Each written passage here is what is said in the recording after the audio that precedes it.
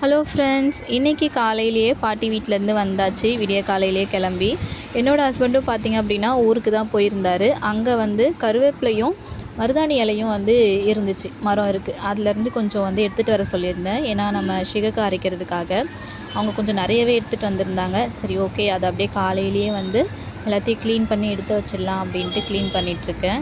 இப்போ ரீசெண்டாக எனக்கு ஒரு சின்ன விஷயம் தோணுது. என்னென்னு பார்த்தீங்கன்னா, இப்போ இருக்க ஜென்ரேஷன் வந்து அந்த பழைய மெத்தடை வந்து நிறைய ஃபாலோ பண்ணுற மாதிரி ஃபீல் ஆகுது.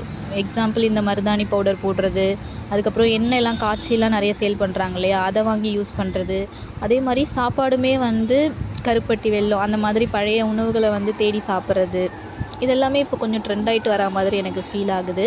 என்ன மாதிரியே உங்கள் எல்லாருக்கும் ஃபீல் ஆகுதான்னு எனக்கு மறக்காமல் கமெண்ட் பண்ணுங்கள். இப்படி எல்லாமே ஃபுல்லாக வந்து க்ளீன் பண்ணி எடுத்துட்டேன். மருதாணி க்ளீன் பண்ண தான் ரொம்ப கஷ்டமாயிடுச்சு. எல்லாத்தையும் ஒரு வழியாக க்ளீன் பண்ணி வெயிலையும் காய வச்சாச்சு.